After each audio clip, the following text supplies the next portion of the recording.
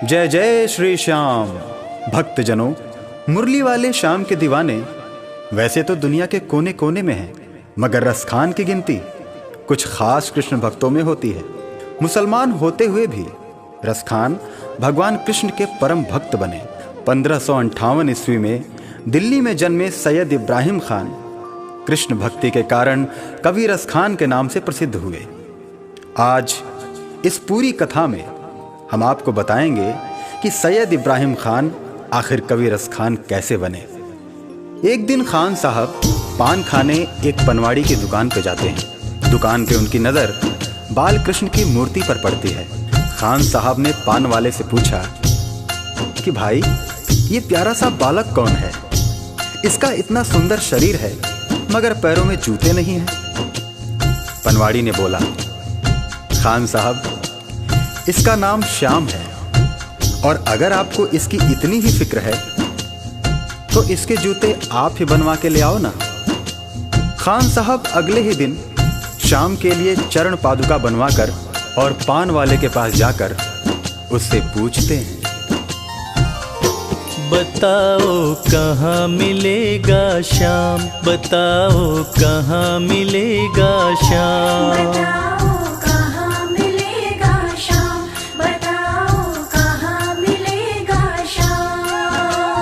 चरण पादुका लेकर सबसे, चरण पादुका लेकर सबसे पूछ रहे रसखान, बताओ कहाँ मिलेगा श्याम, बताओ कहाँ मिलेगा श्याम।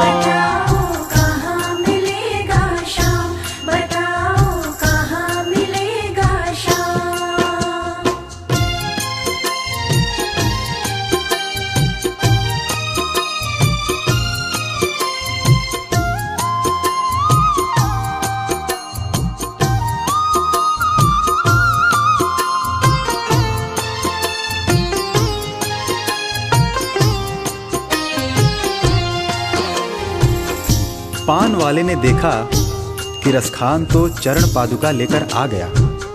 तब पान वाले ने अपना पीछा छुड़ाने के लिए रसखान से कहा, देखो भाई, ये नन्हा बालक कहाँ रहता है मुझे नहीं पता, तुम किसी और से पूछो। उसके बाद अपने दिल में श्याम की सूरत बसाए रसखान हर किसी से पूछने लगते हैं। वो नन्हा सा बालक है, सांवली सी सूरत है, बाल घुंघराले उसके, पहनता मोर मुकुट है। बाल घुंघराले उसके, पहनता मोर मुकुट है। नैन उसके कजरारे, हाथ नन्हे से प्यारे, बांधे पैजनिया पग में, बड़े दिलकश है नजारे। बांधे पैजनिया पग में, बड़े दिलकश है नजारे। घायल कर देती है दिल को, घायल कर देती है दिल को उसकी एक मुस्कान, बताओ कहाँ मिलेगा श्याम, बताओ कहाँ मिलेगा श्याम। बताओ कहाँ मिलेगा श्याम, बताओ कहाँ मिलेगा श्याम।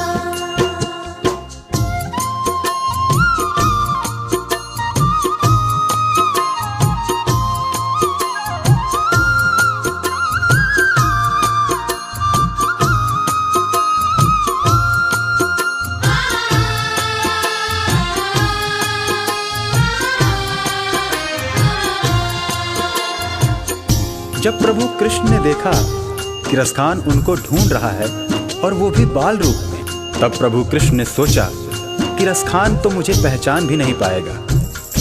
और प्रभु कृष्ण एक साधारण व्यक्ति का वेश बनाकर रसखान के पास आए और उनकी सारी बातें सुनकर उनसे कहने लगे, समझ में आया जिसका पता तू पूछ रहा है, वो है बांके बिहारी जिसे तू ढूंढ रहा है।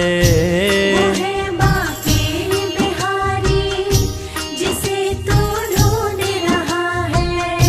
कहीं वो श्याम कहाता, कहीं वो कृष्ण मुरारी, कोई सांवरिया कहता, कोई गोवर्धन धारी। कोई सांवरिया कहता, कहीं गोवर्धन धारी। नाम हजारों ही है उसके, नाम हजारों ही है उसके, और कई है धाम। बताओ कहाँ मिलेगा श्याम, बताओ कहाँ मिलेगा श्याम। बताओ कहाँ मिलेगा श्याम, बताओ कहाँ मिलेगा श्याम।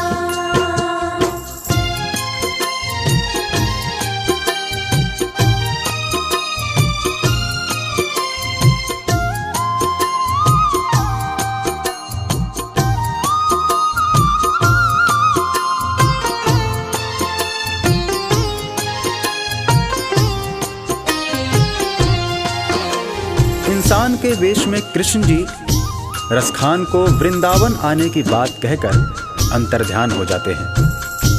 रसखान की खुशी का ठिकाना नहीं रहता। रसखान एक पल की भी देरी किए बिना वृंदावन के लिए निकल पड़ते हैं।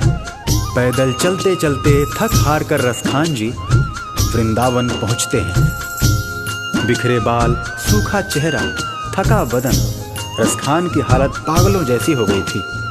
रसखान जी अन्य समुदाय के थे, इसलिए उनको पुजारियों ने मंदिर में आने से मना कर दिया। श्याम मिलन को व्याकुल रसखान जी रो पड़े। मुझे ना रोको भाई, मेरी समझो मजबूरी, श्याम से मिलने दो मुझे, बहुत है काम जरूरी। श्याम से मिलने दो मुझे, बहुत है काम जरूरी। सीढ़ियों पे मंदिर के डाल कर अपना डेरा, कभी तो घर के बाहर श्याम आएगा मेरा। कभी तो घर के बाहर श्याम आएगा मेरा।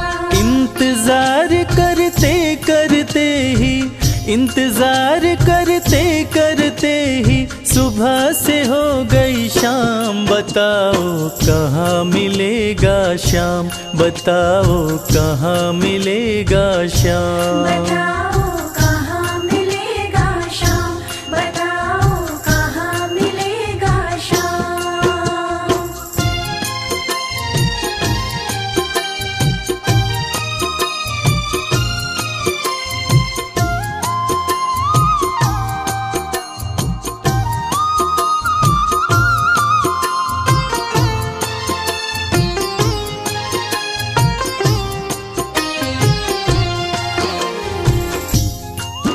खान साहब को मन में विश्वास था कि श्याम उनसे जरूर मिलेंगे, और इसी विश्वास में खान साहब मंदिर के बाहर सीढ़ियों पर रात भर बैठे रहे।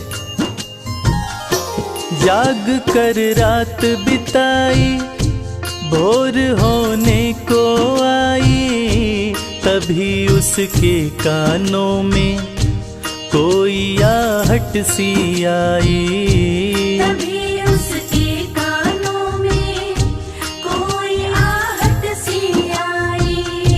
वो आगे पीछे देखे, वो देखे दाएं बाएं, वो चारों ओर ही देखे, नजर कोई ना आए। वो चारों ओर ही देखे, नजर कोई ना आए। झुकी नजर तो कदमों में ही, झुकी नजर तो कदमों में ही बैठा नन्हा श्याम। बताओ कहाँ मिलेगा श्याम, बताओ कहाँ मिलेगा श्याम। बताओ कहाँ मिलेगा श्याम, बताओ कहाँ मिलेगा श्याम।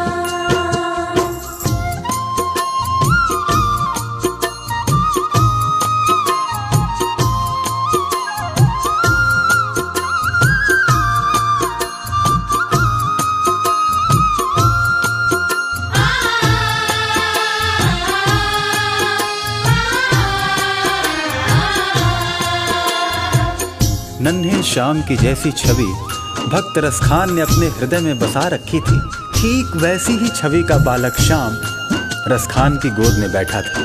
रसखान मानो खुशी से पागल हुए जा रहे थे। उनकी आंखों से खुशी के आंसू बह रहे थे। खुशी से गदगद होकर गोद में उसे उठाया, लगा करके सीने से बहुत ही प्यार लुटाया। लगा करके सीने से बहुत ही प्यार लुटाया।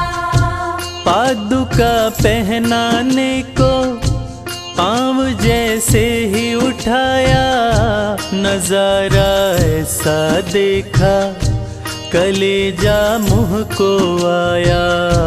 नजारा ऐसा देखा कलेजा मुँह को आया। कांटे चुभ चुभ करके घायल, कांटे चुभ चुभ करके घायल हुए थे नन्हे पाँव। बताओ कहाँ मिलेगा श्याम, बताओ कहाँ मिलेगा श्याम। बताओ कहाँ मिलेगा श्याम, बताओ कहाँ मिलेगा श्याम।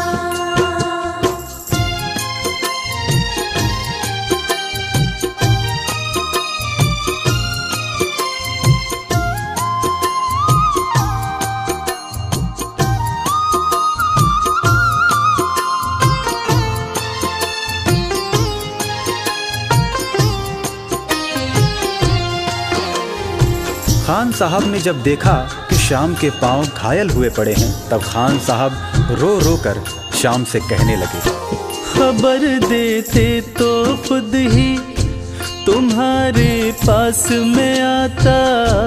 न पग में छाले पड़ते, न चुभता कोई कांटा। न पग में छाले पड़ते, न चुभता कोई कांटा। तब प्रभु कृष्ण उनसे कहने लगे, छवि जैसी तो मेरी बसा के दिल में लाया, उसी ही रूप में तुमसे यहाँ मैं मिलने आया।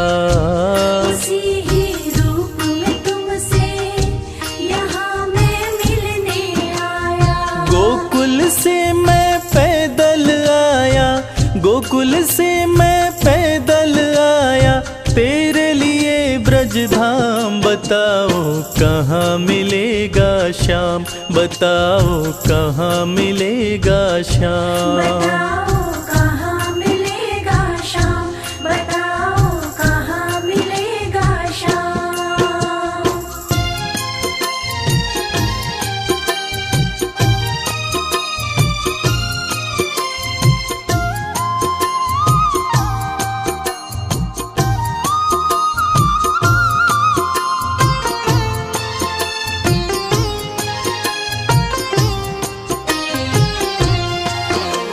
भगवान और भक्त का ऐसा अद्भुत मिलन शायद ही कभी देखने को मिले।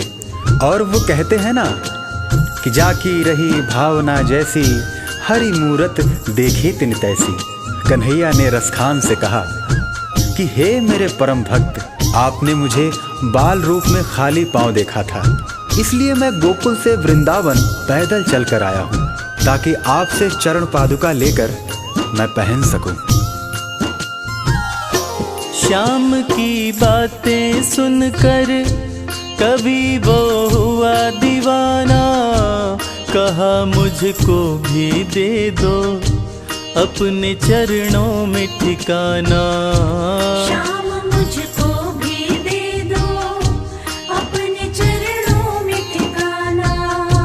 तू मालिक है दुनिया का ये मैंने जान लिया है, लिखूंगा पद तेरे ही आज से ठान लिया है।